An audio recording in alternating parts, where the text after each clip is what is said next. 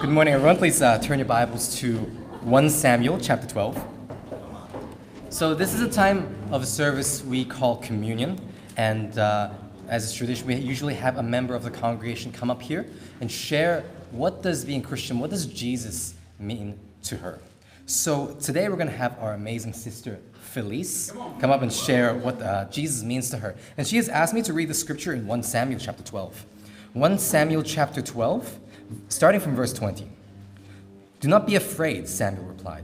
"You have done all this evil, yet do not turn from the Lord, but serve the Lord with all your heart. Do not turn away after useless idols. They can do you no good, nor can they rescue you, because they are useless. For the sake of his great name, the Lord will not reject his people, because the Lord was pleased to make you his own." Felice. Hi, good morning, church. And I am Felice. For those who don't know me, and I'm Felice. And again, I'm super nervous, and yeah, because I didn't really have this time to prepare all this communion. It was because it's something I'm still learning. I'm still struggling. I'm still feeling clueless about this thing. But I'm willing to share with you guys and what I've been learning for the past 2 months, and what does cross mean to me. And I feel so privileged to be here and to stand on the stage and to talk about my walk of faith with God. And 2 months ago, I went back to China, and I thought it was a very short trip, and I left this country without any visa, and I was super confident about myself and about God, and I thought, okay, God wouldn't allow me to stay in China without any assurance, but I thought, okay, God would bring me back. But anyways, I didn't expect it could be an issue of something that I couldn't come back. And so the first 2 weeks I was in China, and to be honest, I didn't really be on top of my quiet time. I was just chill and hang out with my friends and my family members, and I felt very dry in my relationship with God, and I was expecting to come back and expecting to have someone to fix my problem. And then I was waiting for my visa, and I was waiting, and after 3 weeks, surprisingly, I got refused. I got this notification from my inbox, and I checked it. Okay, refusal of your visa. I was like, how is that possible for me? It's very rare, and I was just super clueless about the things that was happening, and I was trying to encourage myself, say, okay, even in job, Jesus, he wouldn't allow anyone to snatch the sheep of his hand. And I was super, I have to persuade myself to believe that Jesus is being with me, although I'm not being with his kingdom. But actually, I was very struggling. I put a lot of expectation on people, and to really, I was hoping people to come to me and to check on me. And when I was praying, I was super bitter. I was super bitter towards the people that used to get along with me, used to show love to me. But at that moment, and under that situation, I couldn't feel the love from the kingdom. And I even, that's heavy. But come on, please. But I have to really persuade that God would do what he had promised. But actually, when I came back and with visa, and God really allows my sins to be exposed in a lot of circumstances, and so a lot of situations I had hurt a lot of people.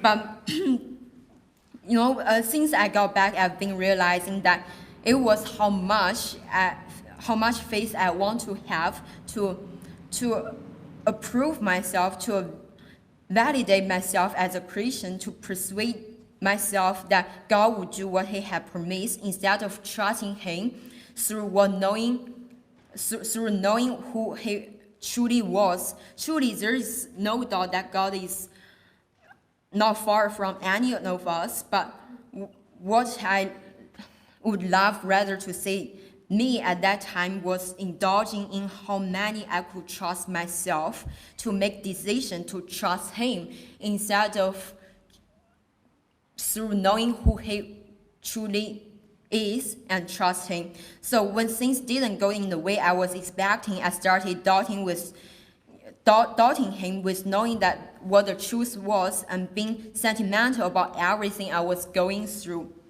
In fact, I obeyed him as far as it suited me. I obeyed what I had no issue to agree with. I didn't depend on him. I proudly depend on every situation made by myself.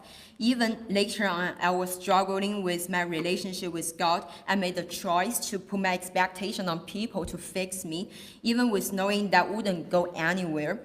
Even I was super bitter with my discipler just because she didn't reply to me within one day, and that day I was super struggling with all of things that was happening.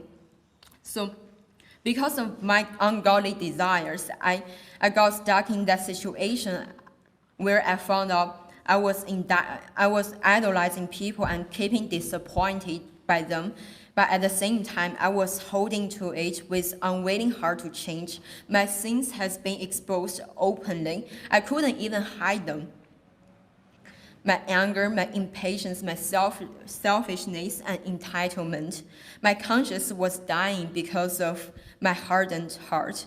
My heart was full of pride and stubbornness against God, and rather than offered my wholehearted prayer to open up my brokenness and begged him to fix me, I pulled my heart back to him. I hated to admit that I was wrong. Even before God, I complained about my dry relationship with God, even though I prayed a lot to palliate my failure of loving God with all of my heart, soul, mind, and strength. Everything was so futile when I was holding this pride and self-deception to ask God for help. I avoided to be honest with my sin, which was that I was more concerned about my image in front of people than my soul, than my spirit, than my spirituality. Finding security in people instead of God, I didn't trust him.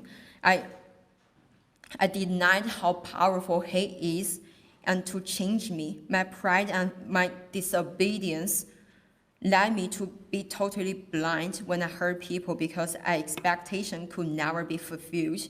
Rather than feel guilty and ashamed to hurt the one I love deeply, I held the rudeness, arrogance in the sense of entitlement, and being critical towards them. I fell into only thinking of myself, and here is where I sinned, because I didn't allow God to be involved in my relationship with people, and even I turned away from the relationship with him.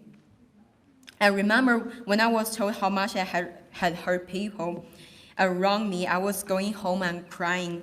That wasn't I meant to do. I lost sight of God and lost sight of Christ and the cross in me. I couldn't really remember how God loved people. I feel so dry and distorted who God really was. God is love, and God is most faithful being I've ever known. And in the verse 20, it says, although you have done all this evil, yet do not turn away from the Lord, but seek the Lord with all your heart.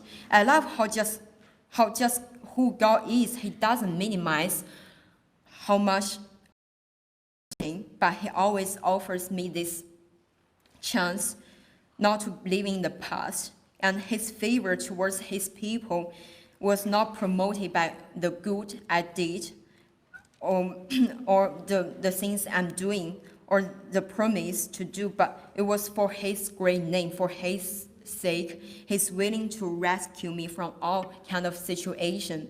So what really stood out to me is to really trust God and trust he has the power to transform my mindset and give me this spirit to really overcome any kind of situation and put my hope and my security in God instead of thinking of how people can fix me.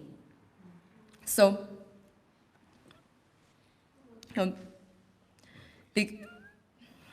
because God has loved us so much, and I just really, I'm really amazed by how much God loves us in a lot of circumstances. Even I was super prideful and even reject to pray to Him in a lot of ways. But I'm super grateful for everything that He has done in my life, even right now, and He allowed me to have this chance to really reflect on myself and to see how far I have gone and where I want to be. And that's Christ meant to me. And thank you for allowing me.